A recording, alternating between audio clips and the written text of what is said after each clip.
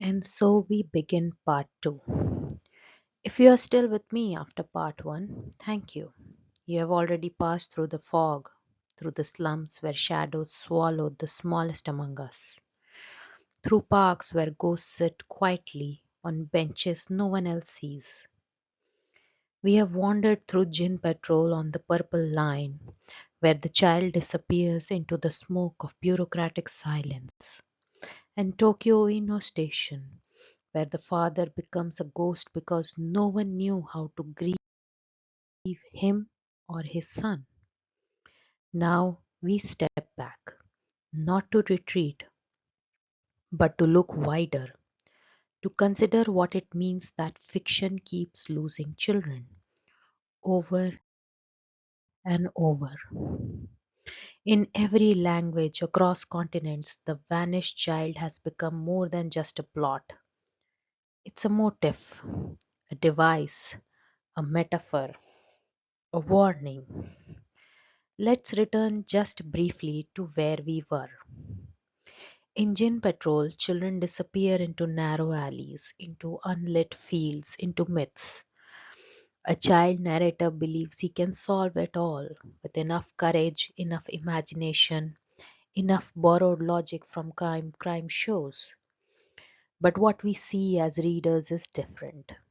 We see how systems fail, how adults retreat into apathy, and how hope becomes a slow form of betrayal.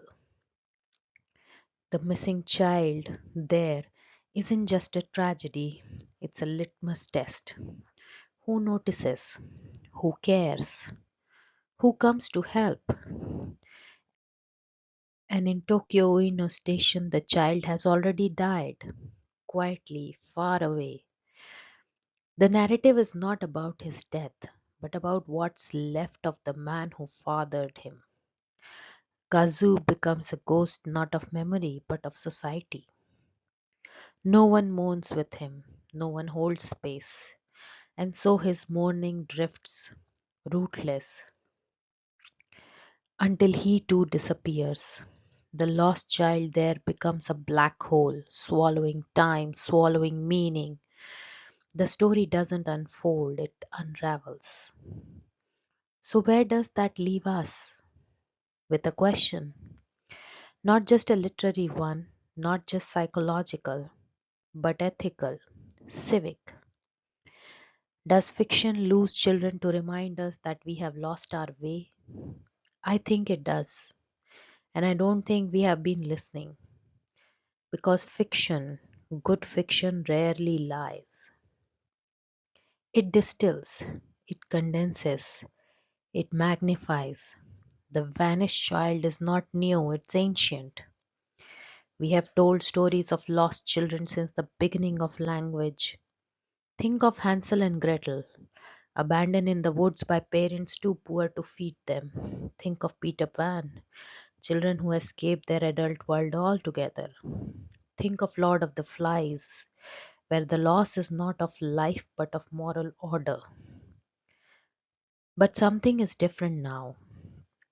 In contemporary fiction, the child's disappearance is no longer just the event, it's the symptom. It doesn't just move the plot, it accuses the world. It exposes not individual cruelty but collective rot. In other words, the child vanishes not because of a villain but because of a broken structure, a corrupt institution, a system that forgets, or worse, never cared to begin with. Now let's take a closer look at that. Why children? Because they are the symbolic edge of a society's conscience. They are the ones we claim to protect. They are what every nation, every ideology, every campaign slogan, every holiday greeting card insists it prioritizes. For the children, do it for the children, our future, our joy. But fiction calls our bluff. Fiction says, if that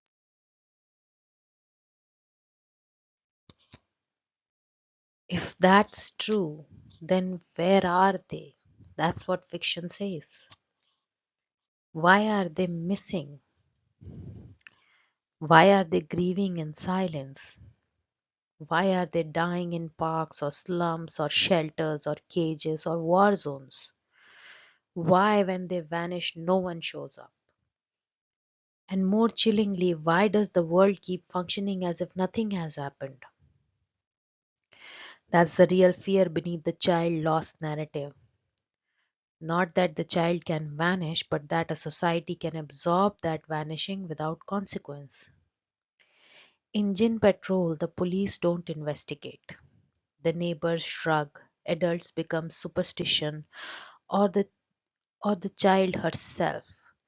And Jay, the one trying to save them, is only 9 years old. It is fiction's way of asking, is this what we have come to? When 9 year olds must do the work of justice? In Ueno station, there are no policemen, no journalist, just a man who has lived a life, lost a son, and died unnoticed.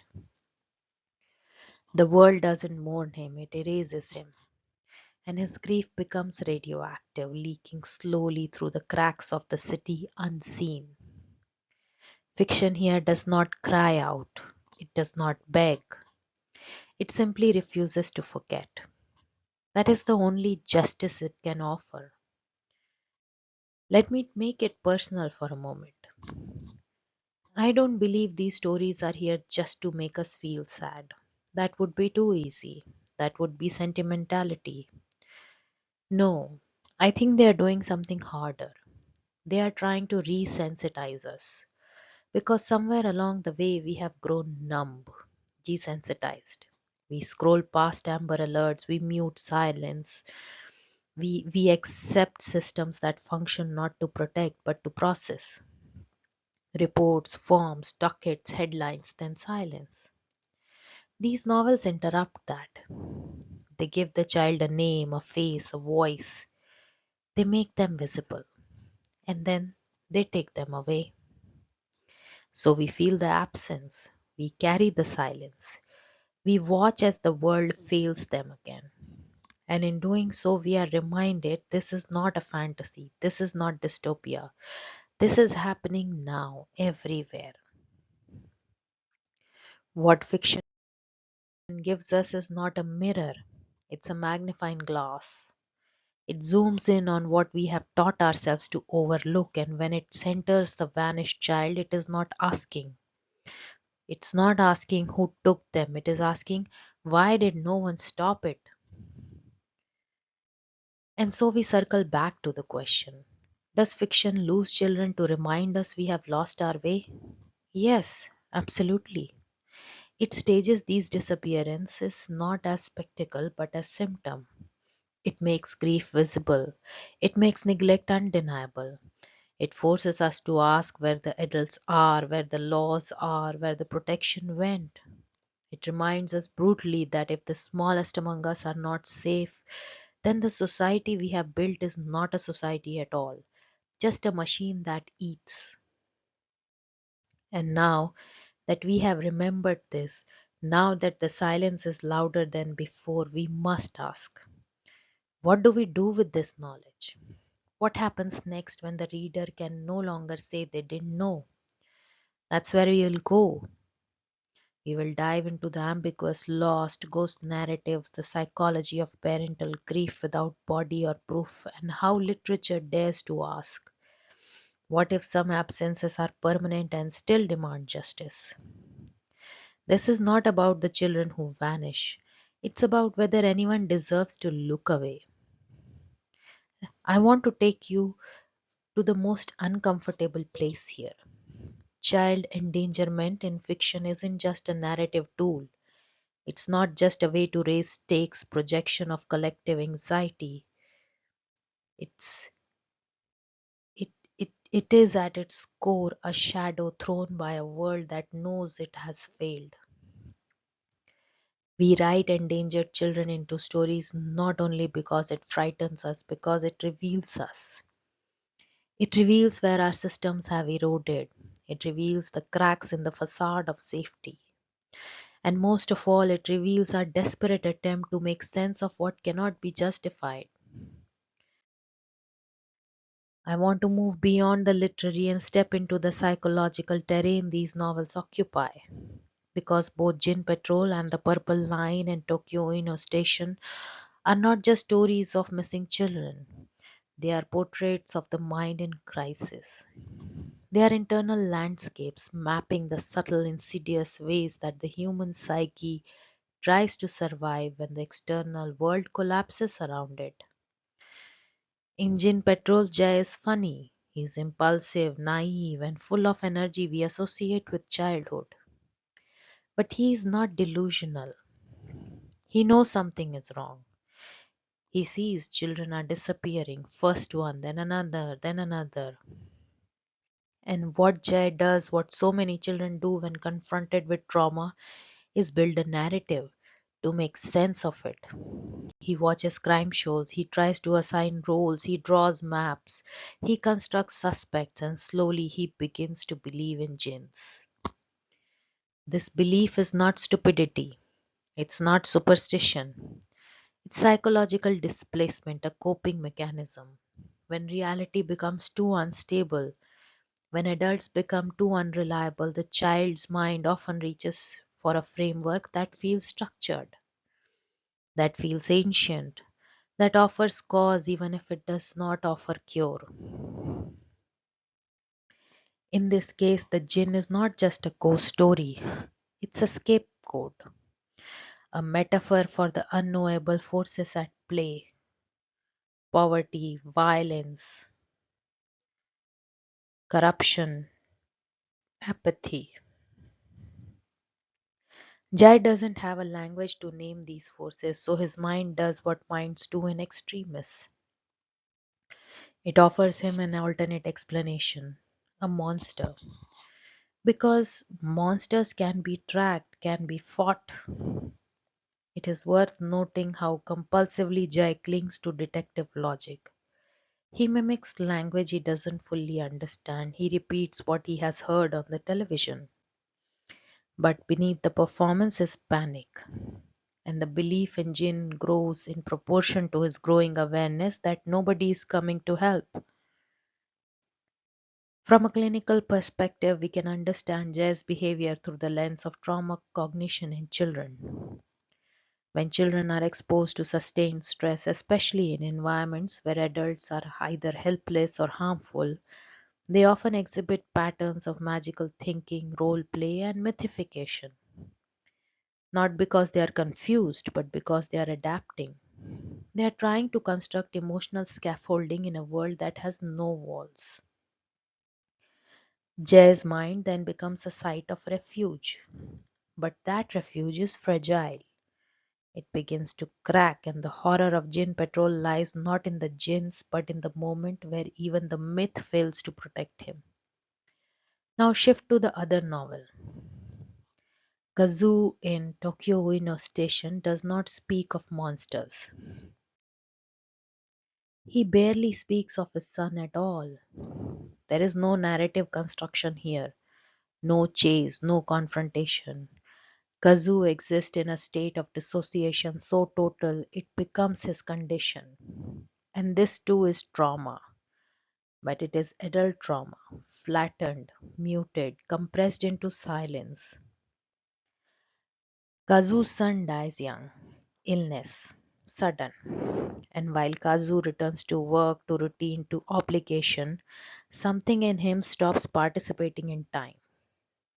He sends money to his wife, he visits home rarely, he begins to forget his own position in the world, and eventually he becomes homeless. And then he becomes a ghost.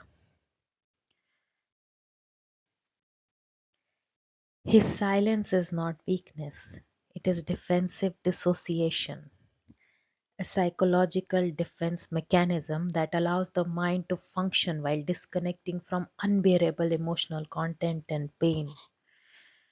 Kazu does not reflect on his son's death in detail. He doesn't cry, doesn't rage, he simply withdraws. It's important to understand this is not as emotional absence, but as psychic survival. When trauma grows unprocessed, When grief is unsupported, it can no longer be metabolized through language. It becomes somatic, postural. Kazu's grief lives in his breath, in the way he folds a blanket, in the way he watches the sky without looking. And yet it persists. Because this is where we arrive at the shared psychological terrain of both books, the landscape of ambiguous loss. Coined by Pauline Boss, ambiguous loss refers to a type of grief that has no closure, no body, no ritual, no end. It can manifest when a loved one is missing or when someone is physically present but psychologically absent, like a parent with dementia. Or in Kazu's case, when the world never acknowledged the loss in the first place. This kind of grief is frozen. It does not follow the neat steps of mourning. It cannot be healed because the story never reached a conclusion. The trauma has no shape, and so the mind compensates, in Jay's case with fantasy, in Kazu's with detachment. Ambiguous loss is considered one of the most stressful types of grief precisely because it destabilizes identity. Who are you if the person you love is gone but not declared dead? Who are you if your grief is not seen, not named, not shared? These novels show us the lived experience of that. They don't just tell us the children are gone, they show us what happens to those left behind when the world refuses to name the loss. In both cases, the characters begin to distort themselves around the void. Jay, the child, tries to become the adult, tries to impose structure, tries to carry responsibility he cannot comprehend.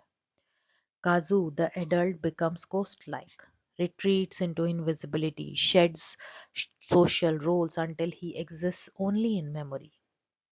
And here is what ties it all together. Parental failure in these novels is not personal, it's structural. No one is a bad father or a neglectful mother. The problem is not in the home, it's in the scaffolding that was supposed to hold the home in place. The police in Djinn Patrol are uninterested. The city planners in Ueno station are invisible. Systems that are meant to respond, to protect, to support do nothing. And so the parents, the children, the ghost, they adapt.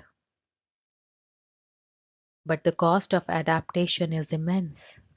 What both novels show us through wildly different lenses is that grief without witness becomes pathological.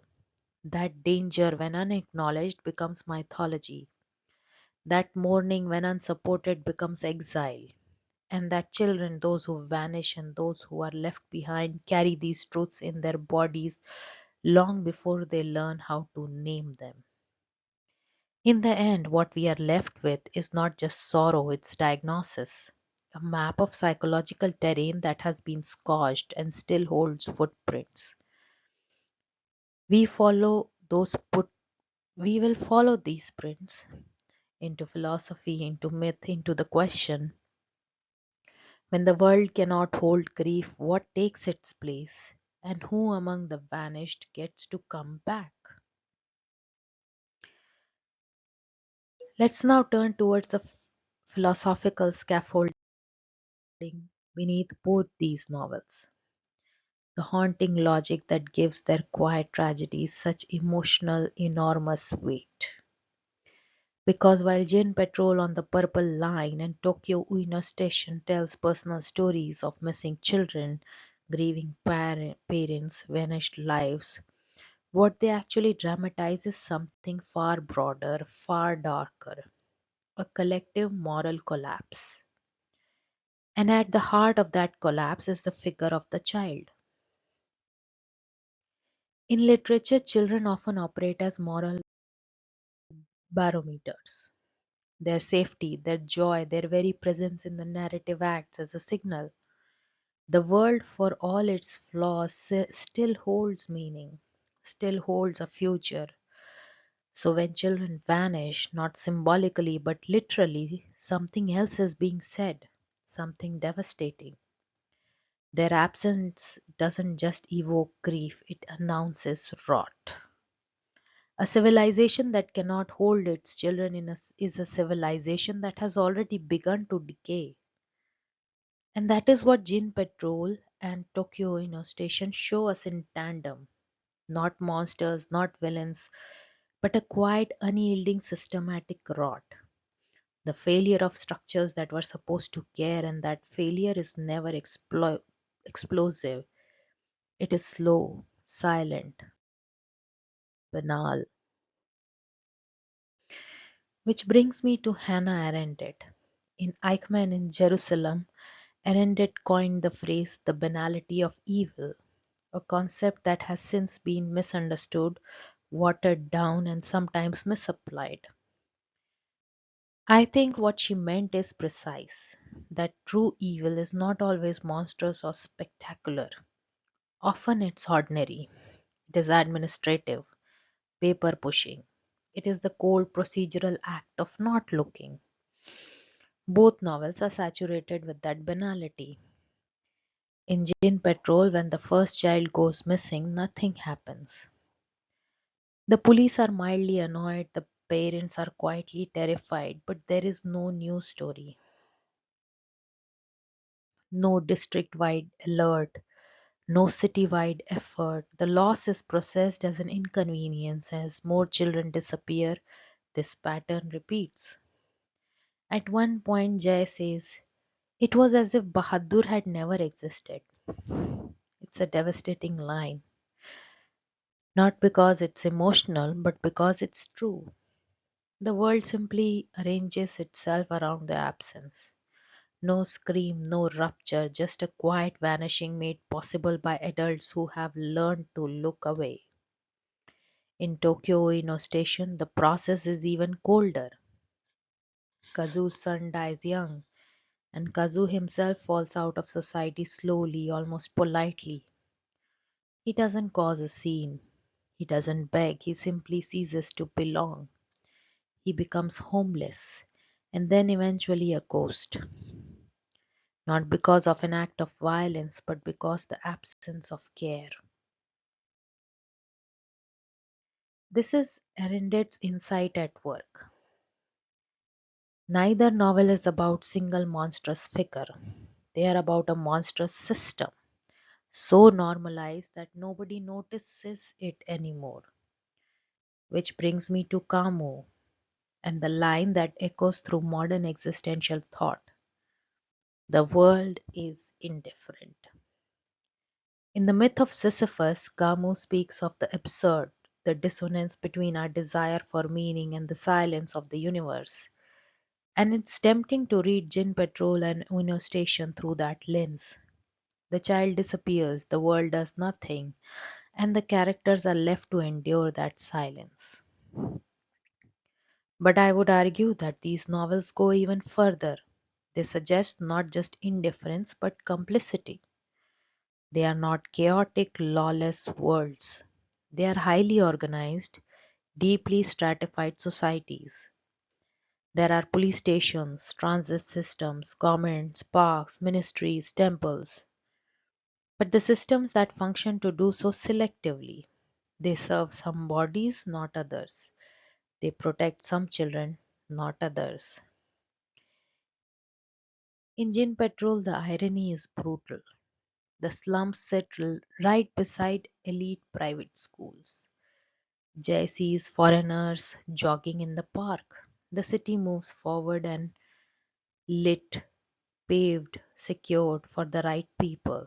It's not that the world fails to help, it's that it chooses who is worth helping. That is not indifference, that is design. And in Tokyo Ueno Station, the homeless are regularly cleared out before royal visits to the park. Cleanup crews sweep the ghosts away. Kazu watches, helpless. He's invisible until he's inconvenient. Then he's removed. Gave us the image of a meaningless world, but these novels suggest something worse. a world that manufactures meaning selectively, denying it to those who don't fit the narrative of progress, of prosperity, of value. That is the true violence of these stories. That is their philosophical weight, but it's also their mythic resonance. Because these are not just modern novels, they are ancient stories retold. Jay is a failed Theseus. In Greek myth, Theseus enters the labyrinth to confront the Minotaur, a beast that devours innocents. He is given a thread by Ariadne, which allows him to find its way back. He slays the monster, he emerges a hero. Jay believes he is that hero. He draws maps, he investigates clues, he believes he can navigate the darkness and bring back what was lost. But Jay has no thread, no adult guidance, no institutional help. He wanders into the labyrinth of corruption, poverty, disappearance with nothing to anchor him. And there is no Minotaur, just mm, smoke. He fails, not because he isn't brave, but because bravery means nothing when the system is rigged. Theseus had the gods on his side. Jay only has his imagination. In failing, Jay becomes not a hero but a witness, a child who tried to fix what adults broke. Then there is Kazu, and here the myth is unmistakable. Kazu is Orpheus. In the ancient story, Orpheus descends into the underworld to retrieve his wife Eurydice. He charms Hades with music. He is told he may lead her back, but must not look behind him. He does, she vanishes. Kazu too is a man walking through the land of the dead. But in his case, the underworld is not metaphorical. It is Ueno Park, littered with tents, silences, shadows. His son is already gone. Kazu has no lyre, no music, no gods to bargain with. And most tragically, the child never comes back. Kazu does not even get to try. The narrative of redemption is denied to him. He does not descend to rescue. He simply wanders, slowly forgetting the sound of his own voice. In both cases, the myths are hollowed out. Jay's Theseus cannot win, Kazu's Orpheus never returns. And this is perhaps the final resonance of these novels. They do not re-enchant the world, they do not offer moral resolution. They use the shape of myth to show its collapse. They remind us that the stories we once told of heroic quests, of fathers who fought death, of children who were always saved no longer hold, not in a world shaped by inequality, surveillance, and erasure. And so they offer something else, something harder, not hope, not despair, but accountability. The vanished child becomes not just a loss but a question. What kind of world lets this happen? And what kind of reader reads it and returns to their life unchanged? For now, remember, the labyrinth is real, the thread is missing, and still we send our children in. Let us now turn to how these two devastating novels are not just powerful because of what they say, but how they say it. Because the literary architecture of both Djinn Patrol on the Purple Line and Tokyo Ueno Station is not simply a matter of style. It is integral to their moral and emotional weight. The structure, tone, the very texture of the language in these books reflects their deepest truths. That reality, when shaped by trauma and neglect, resists clarity. In some cases, language fails to protect, and in others, language is all that remains. In Djinn Patrol, you see a striking use of unreliable narration. Jay, the 9-year boy, thinks he's smarter than he is. He has watched enough television to believe he can solve the mystery of the disappearing children in his neighborhood. He narrates the story in an energetic, unfiltered tone of a child, boastful, curious, sometimes naive to the point of comedy. This is deliberate. Author Deepa Annapara uses Jay's unlimited understanding of the world not to shield us from the horror, but to make that horror more visible. The gap between what Jay says and what we as readers understand becomes the novel's sharpest tool. We hear him describe an uncle watching children too closely in a market. We hear him misinterpret the silence of adults, the evasiveness of the police. Jay doesn't always know what is happening, but we do. That tension between innocence and awareness is where the story's dread lives. Jay tells us we can find Omveer if we become detectives. It's a child's fantasy, a TV logic, a bright, hopeful delusion. But as the disappearances pile up, his voice begins to fray. His detective game no longer fits the shape of the violence unfolding around him. What we see here is the literary device of unreliable narration used not to create mystery but to reflect the limits of a child's language when confronting trauma. It is not just that Jay doesn't tell us everything, it is that he cannot. His vocabulary, emotional and literal, hasn't developed enough to hold the weight of what he is witnessing, and that in itself becomes a kind of tragedy. And then we return to Tokyo Ueno Station, where we find the opposite phenomenon. Here, language is all that remains.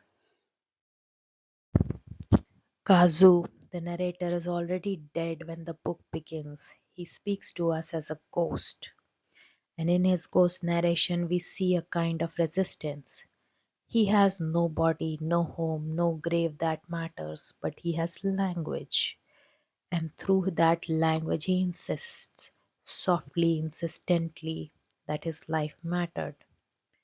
He's not unreliable like Jay, he's not mistaken, he's simply in suspension.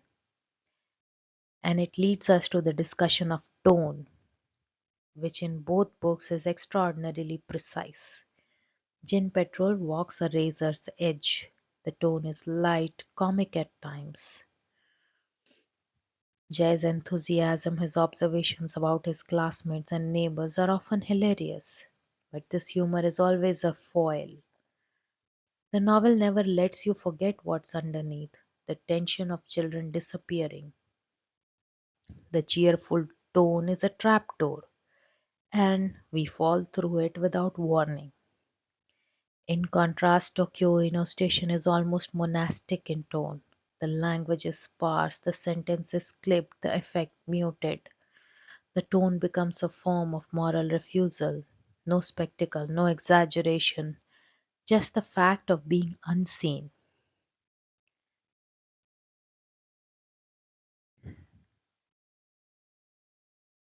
The slum, the alley, in both novels is a liminal space. It is not street, not home, not corridor. It's a place where people vanish, where light does not reach. It is the perfect setting for what these novels are trying to say, that justice in our world often loses its way in the narrowest of places. These two books, in their structure and craft, are not designed to comfort. They are designed to bear witness, not with fire but with form. And as we close in on the final part of this episode, we must ask, if fiction names the vanished but the world still forgets them, what then? Can witnessing be enough? And now we arrive at the end.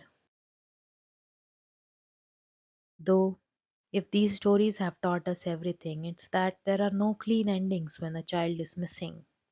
Only echo, only the hollow sound of a name that no longer gets called across a courtyard or a dinner table or a park at dusk. So, why does fiction keep losing children? The answer, I think, is painfully simple. Because we do too. We lose them in the real world. We lose them to poverty, to war, to hunger, to negligence. And worse, when we lose them, we find ways to justify it. We categorize, contextualize, we try to explain, and then we forget them efficiently. Fiction does not. Fiction makes us sit with it, with the empty bed, the unworn shoes, the bench no one looks under. And all these images, they ask, what kind of world allows this?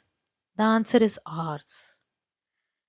And this is the first and important reason fiction keeps losing children, because the real world does and refuses to admit it. When a child disappears, the universe seems no longer to function. Morality fails, language fails, system fail, even myth can no longer hold it.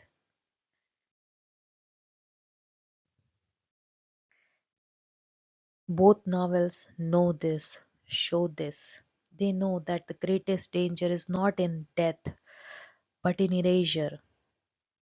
Forgetting is the final crime, and fiction refuses to commit it. It does not return the child, it cannot offer closure, but what it can do is refuse to look away. And in doing so, fiction becomes not a resolution, but a memorial, a stubborn refusal to let the world pretend everything is fine. We must ask, who else have we lost? Who else has disappeared from view quietly, efficiently, permanently? And who among us will remember them? The child in fiction does not vanish into metaphor, they vanish into the very heart of our failure. And their absence is a door we are meant to walk through, not to find them, perhaps, but to find ourselves, so that maybe next time someone notices, someone speaks, someone stays. That is the work fiction does when it dares to name the missing. And that is the work we must carry once we have read it. Until next time, thank you for listening.